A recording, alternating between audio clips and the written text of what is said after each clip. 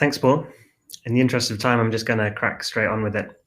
I'm going to kick off with a general outlook on what's going on in China. Chinese steel demand is starting to ease back a little bit again now into the summer. We're starting to see the impact of heavy rains and very hot weather in parts of China impacting construction activity. So there's a little bit of an easing off in demand. But having said that, demand levels are very high. We've come out of the seasonal lull at the end of Q1 into a fairly strong market overall.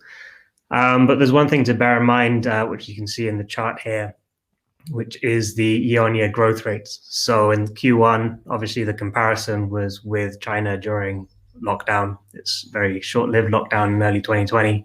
And so growth rates were very, very high. But from April, end user demand is actually down year on year because the comparison has obviously switched to the period of very strong stimulus in early 2020 and into the summer of 2020. And it's likely to remain down year on year for the next couple of months at least.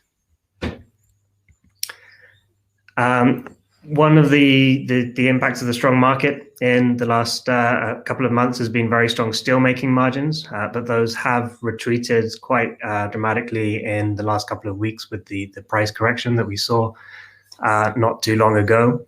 Steelmaking margins had increased back to 2017 levels, which is when the market was in very tight supply due to the closure of induction furnaces from 2016, 17, 18.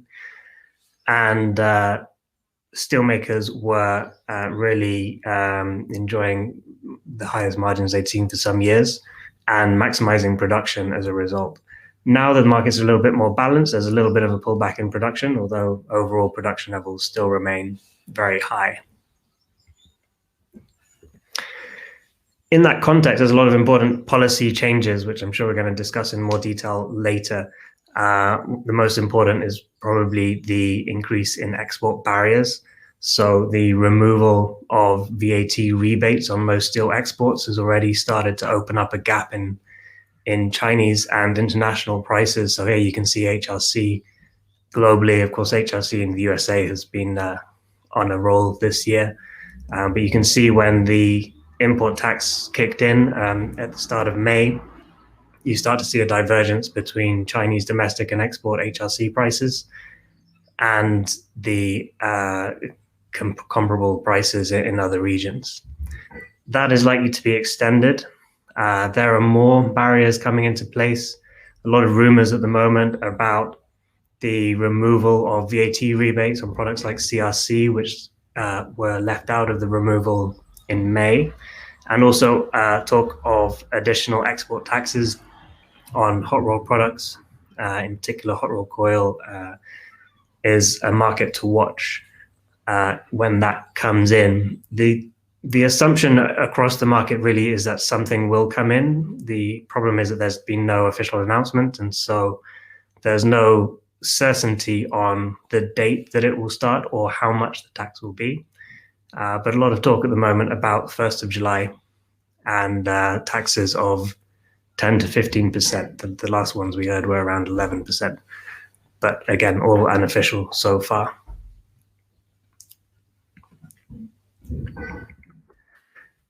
On the other side of things, China as an importer is also coming under a little bit of pressure. Remember, in 2020, we saw a huge increase in imports across steel and raw material products.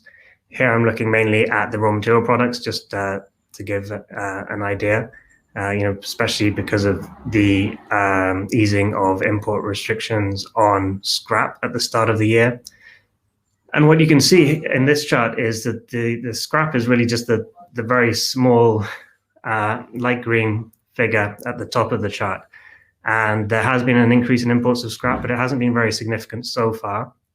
It is still increasing a little bit into last month, though it's quieted off a little bit into the summer again.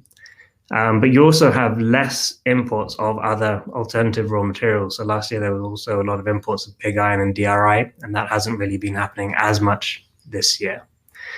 Part of that is because of the export duties China is very much focused on its domestic market right now, and the price gap between international and domestic prices, in part exacerbated by those export duties, export controls, that reduces the purchasing power of Chinese raw material importers. So that's a trend that we're also likely to see continue. Outside of China, it's worth noting that there's also been slightly less net supply from the other big exporters in the region. So in the case of Japan, both imports and exports are down, but net exports are weaker than they were a year ago or 2 years ago. And for Korea, they're also down compared to a year ago, partly because of a spike in imports. So if you're looking at net steel supply from the top 3 East Asian exporters, there's a decline in supply from Japan and Korea. The supply from China is still up a little bit, but obviously with the export restrictions now, that's coming down. So supply on that side a little bit tight as well. In Southeast Asia, the key export market for East Asia, if you look at the prices, it really looks like it's following global trends, basically. Prices have been strong generally. HRC especially has been very strong.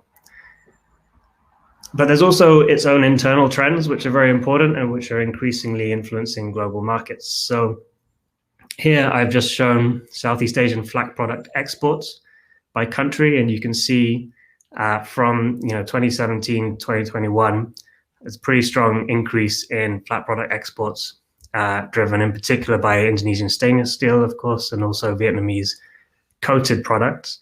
But hot rolled coil also part of that picture. And the reason for that is the growth in capacity in the region. This chart is taken from our satellite data. So we have a partner with whom we use satellite monitoring data to measure blast furnace activity across Southeast Asia. And that goes into our Southeast Asian steel market report, which goes out weekly. And you can see here the key blast furnaces in the region. You can see how much has actually been commissioned in the last 2 years, in particular in Vietnam, but also in Indonesia. And the level of blast furnace production at the plants we're monitoring has more or less doubled since 2018. So that increase is very significant because it's blast furnaces. Of course, it's a focus very much on flat products. And because the capacity increases are so high in an area which has a limited amount of demand, then obviously that impacts net steel trade. And finally, I just wanted to bring it to something that's directly relevant to Europe. This is the European conference. So this is Southeast Asian steel exports to Europe. And what you can see is it's quite spiky. It's fairly opportunistic. There are periods when it's obviously possible to make significant deals, and there's periods when trade is relegated to just a few kind of regular partners. But it's increasingly important. The trend is fairly clear. You can see the importance of countries like Vietnam in particular, Indonesia for stainless, obviously, but other exporters as well, Malaysia, long products, for example. And this is something that we expect to continue as the trends that have been in play over the last couple of years are increasing. The decline in 2020 is really a blip due to COVID. The future is going to look a lot more like the trend that you see over 2017 to 2019, where exports to Europe are picking up. And I'm sure all of you in the market will have seen, Vietnamese offers for hot rolled coil into Europe recently, for example. We expect more of that in the future. I'm going to leave it there in the interest of time. There's a lot to discuss, and my colleagues have a lot more to add. So look forward to your questions, and we'll discuss more in the Q&A. Thanks very much.